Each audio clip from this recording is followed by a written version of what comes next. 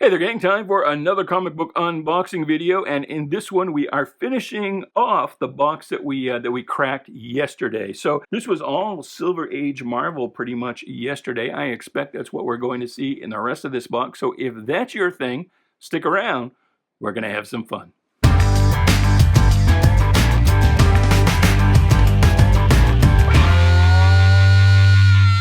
Hey there, Bubby. Welcome to Shanghalla. My name is Duke, and this is an unboxing video. And so, yeah, we're finishing off that box we started yesterday. We had a nice run of Strange Tales. We also had a whole bunch of spawns, some newsstand spawns in that last issue. So go back and take a look at that if you didn't see it, if this is your first time here. If it is your first time here, welcome. We do this pretty much every day. I work for a company that buys and sells comic books online. My job is to grade the books that we sell on eBay as what we call raw singles, a single book lot, not slabbed or graded by CGC, but just graded by me. So if you buy a book on eBay from the seller.com comics, you don't like the grade, you know who you're mad at.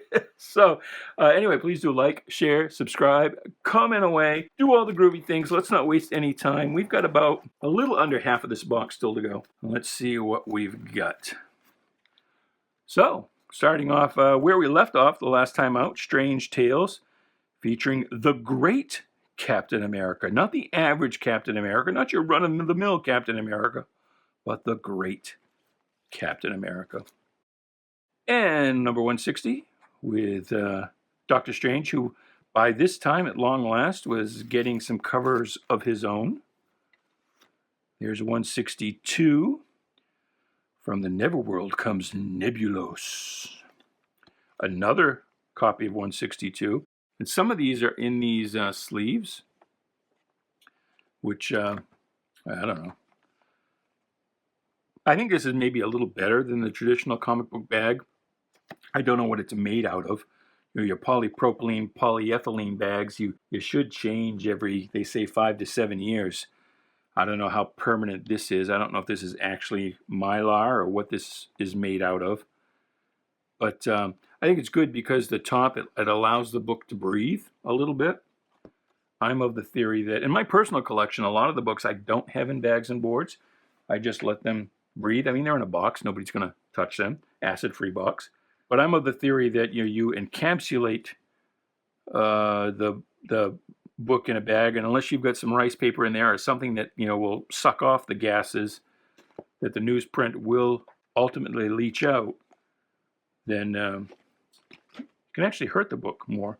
Such as this is a good example. This issue right here. I rarely see this. Strange Tales of 167, classic Steranko cover. This guy looks cheesy as hell.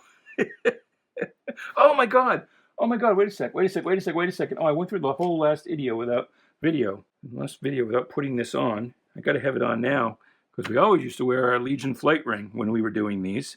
I noticed that because I thought, I get this little scabby on my hand. That's gross for you to look at. And then I realized, oh, I did go upstairs. I wasn't able to get upstairs for a long time because of my my broken foot. But I did go up yesterday. We were under a tornado alert here in western Maine, which is crazy. Maine gets maybe one tornado a year, and it's usually an F1 that's on the ground for about 12 seconds. But the news media was going cuckoo nuts yesterday, and I actually got this danger alert on my phone that freaked me out. Well, that freaked the wife out, and then the wife freaked me out. Feeding off her energy. But I had to go upstairs and shut the windows because the rain was coming down pretty hard, kind of sideways. There was no tornado. Well, there was, but never came anywhere near us. It's a few towns away. But anyway, what the hell was I talking about? I have no idea. I completely got off in the willy wax there. Oh, yeah. So I rarely see... He's cheesy. That's where we left off. Ring cheesy cover. Kind of rewinding that a little bit. And I rarely see this cover in all white. This one browns up, and it's I'm of the theory that again in a encapsulated in a bag. Now CGC does put some rice paper in there, and that helps suck off some of the gases. But just stuck in a bag, and especially if it's not Mylar, that can actually help to age the book. Better to let it breathe a little bit. So this one was not, stored ideally, but again, it's a really, really hard book to get in, high grade, just because of the browning that happens to the areas of the cover that are just white, that don't have any ink to protect them. And if we took this out, we'll probably see that the cover gloss is, pretty much all gone. Pretty much all gone. So, it's the old red, white, and brown. And this one's even a little worse. This one's a little worse, browner down here. So, anyway, 168, and I think, what's the last issue of Strange Tales? Is it 160? I think it's 168. I think Doctor Strange starts at 169. Strange Tales would become Doctor Strange. Nick Fury would get a #1 issue. And you've heard my theory before on that with Strange Tales, Tales to Astonish, and Tales of Suspense. Once Mar-Vell was no longer under the boot of DC Comics via independent news, its distributor, and was allowed to publish more than 8 titles a month, it immediately split off all of those co-feature titles, gave each character their own title.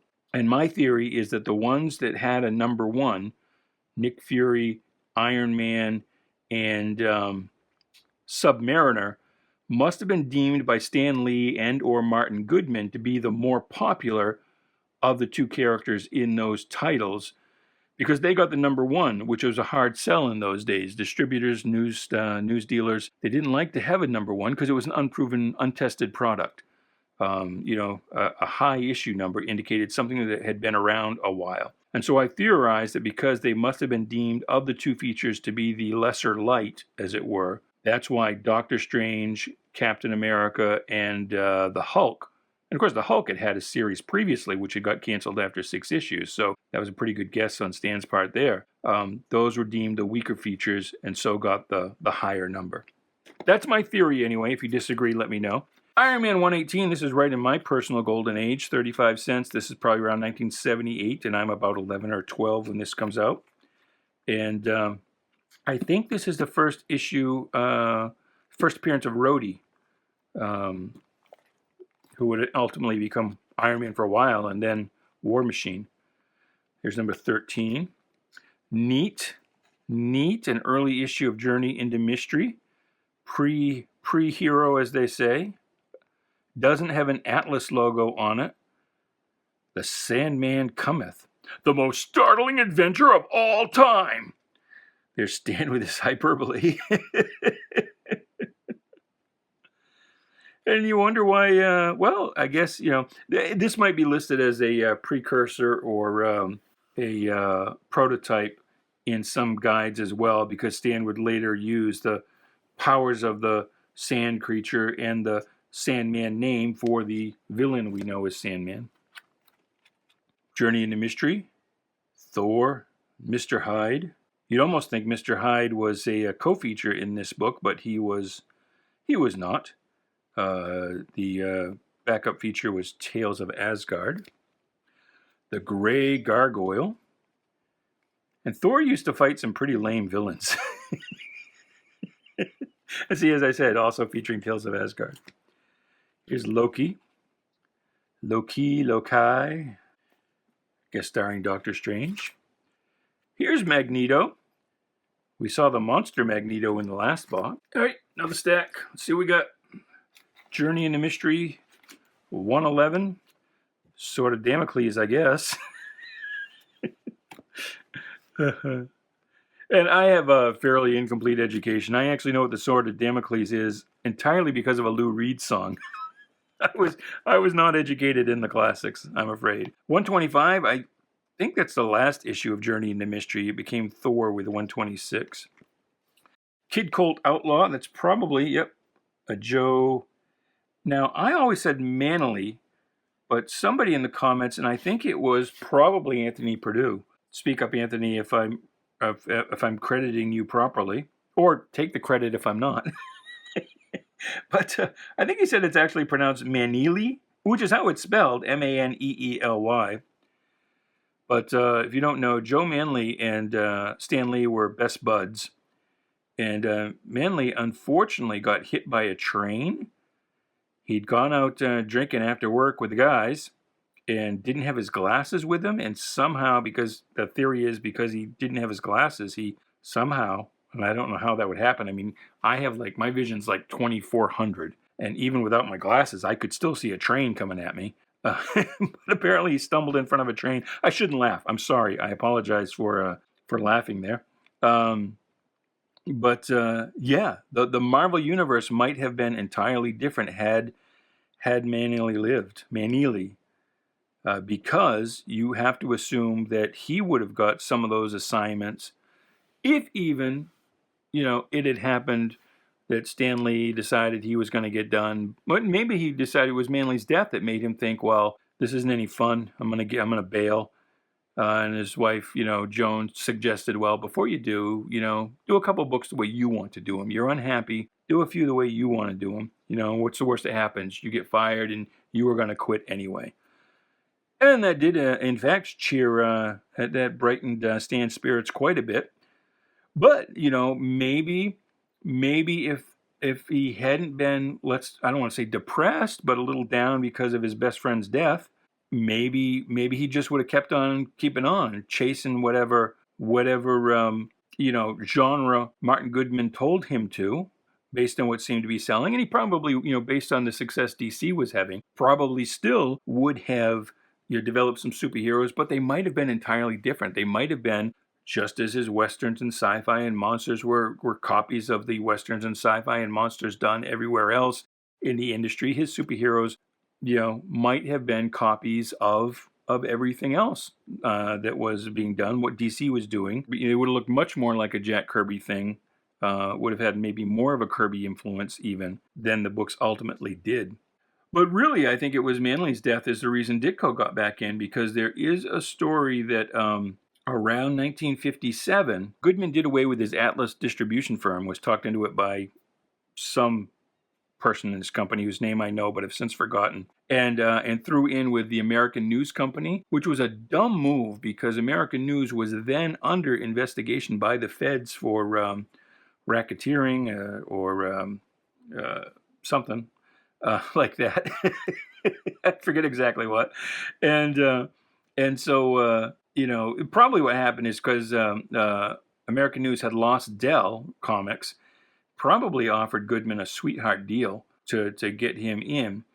But what happened is, because of the federal investigation, American News folded. It was the company was sold, the new owners liquidated it, and Goodman had to immediately restrict the line from like 40 titles a month down to like 8. I mean, it almost put the company out of business because it had to go hat in hand to Independent News, which was owned by DC Comics, which limited Mar-Vell as a competitor. So they had this backlog of material that they had to use up from, they had purchased stuff with a line of 40 titles and suddenly had 8. And so like everybody was laid off. The staff went down to just like Martin Goodman, Saul Harrison, and a secretary.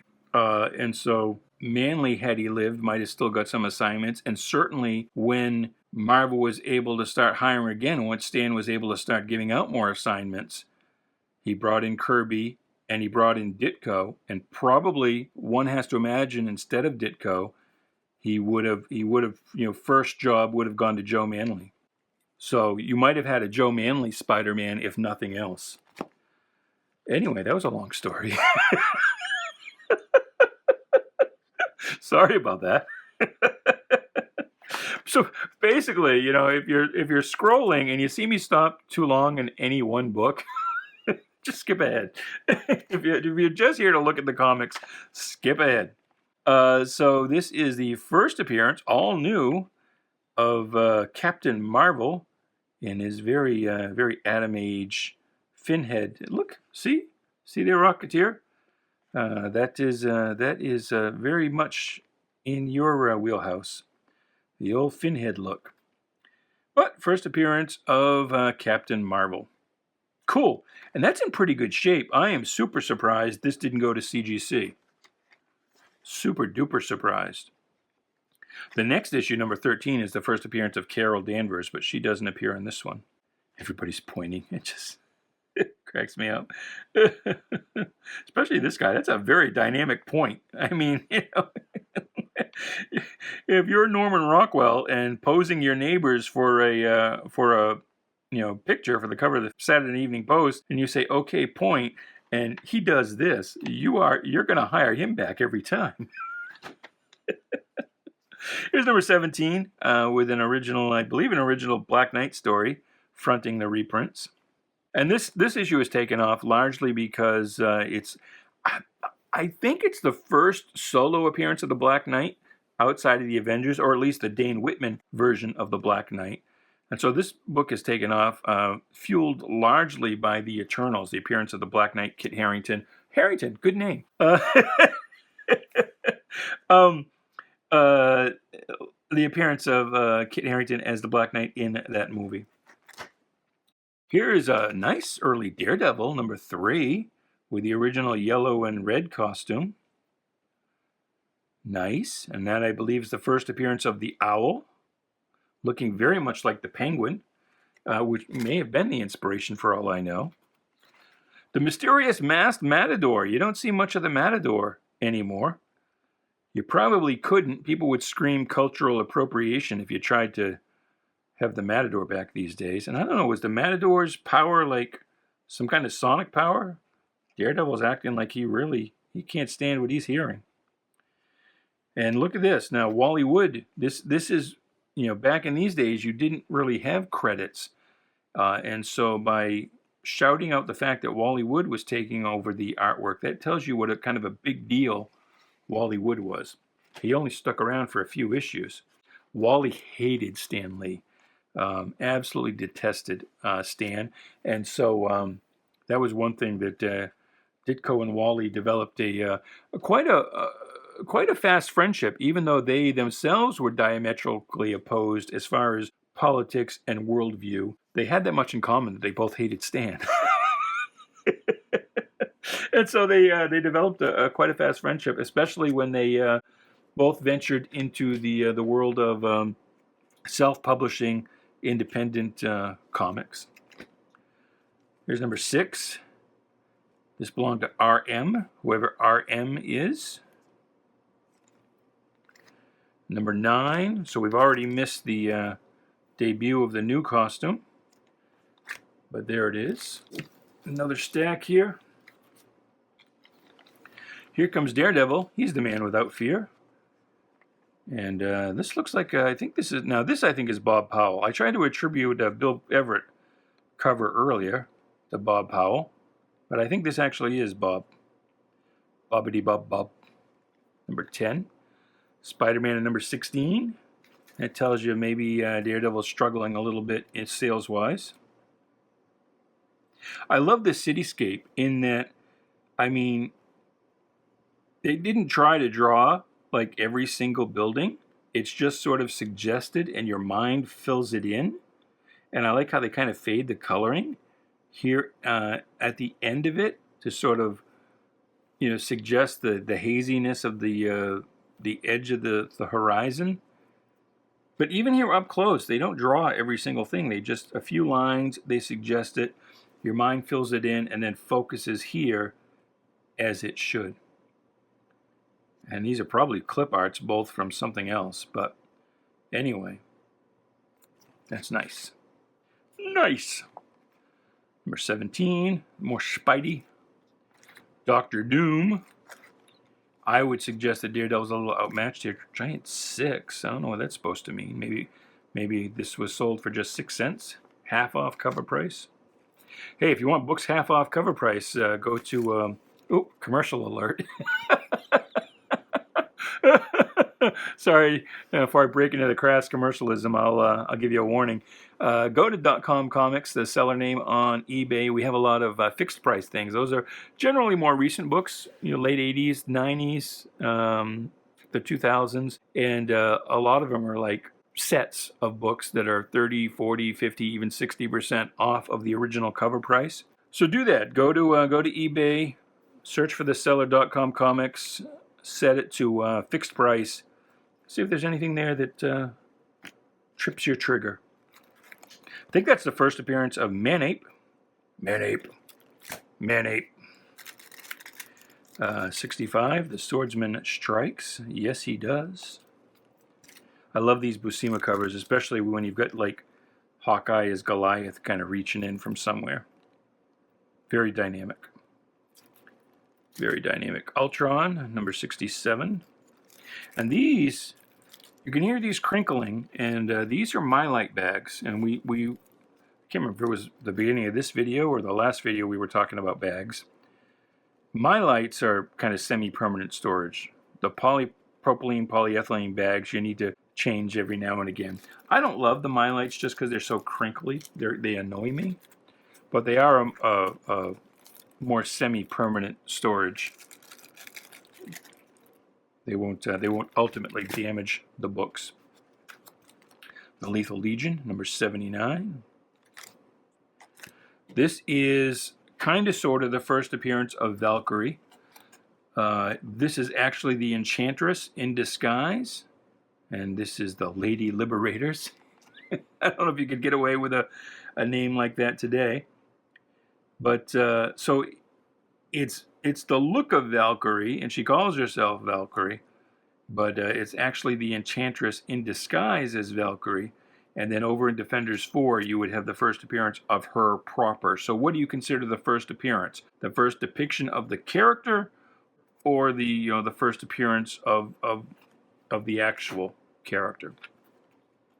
I would say that as first appearances go, I would almost call that the first appearance. But usually it's Defenders number 4 that gets listed as first appearance, and people forget about this one entirely. So there's some Squadron Sinister. Love the Squadron Sinister. Or Squadron Supreme as they're known today. Here is King Size Special number 2.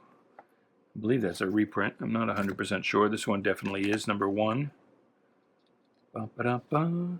And the last few books in this box. We got Captain America number 105 with the Batroc Zeliper. I laugh only because I'm a big Legion fan, and back in the 90s, in the reboot era of the Legion, they had an applicant called Z-Tongue, and he talked like this, much as I often imagine how Batroc would talk. Captain Marvel number 2, so after a run in Marvel Superheroes, he graduated to his own title, The Spaceman and the Super Skrull. And the last book in the box, Captain Marvel number 4. Looks like a pretty nice condition copy, but of course you never want to assess a book. And this is actually Mylar, I think, a little thicker. This is a Mylar bag. You never want to assess the condition in the bag, because that will always dress it up a little bit. But in the bag, it sure does look nice. Sure does look nice. Versus Submariner. A lot of green going on here. But anyway, and these wings are stupid. I hope that when Submariner appears in the Marvel movies, the MCU, and they've cast him, I can't remember the guy's name, but I hope they make the wings kind of like fins, like on flying fish. And I hope whatever flying he does is like pretty limited to like just sort of, going short distances, kind of skimming the water, helping him, do a super heroic leap from one building to the next. Although, with muscles that are attuned to the bottom, the pressures of the ocean depth, he should be able to take, giant Superman-like leaps of 1/8 of a mile anyway. But I hope they're not feathered wings, because that's just stupid. Feathered wings wouldn't work underwater. It's like these characters like Mira, or Aquaman with his beard, and they have this long locks of hair. You wouldn't have that. There's no reason for even an aquatic mammal, look at dolphins, look at whales, to have long hair like that. It would be an impediment. You would quickly, even if you had hair when Atlantis sunk, you would quickly evolve no hair. Atlanteans should be pretty much bald.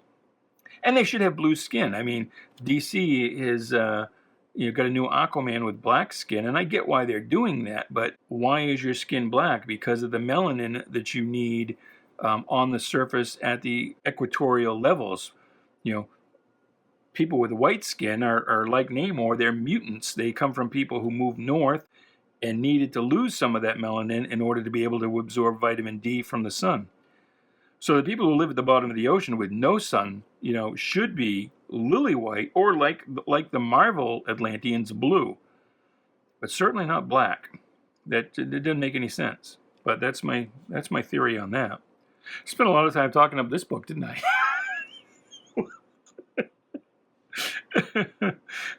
Talk about Captain Marvel #4 without actually talking about Captain Marvel #4.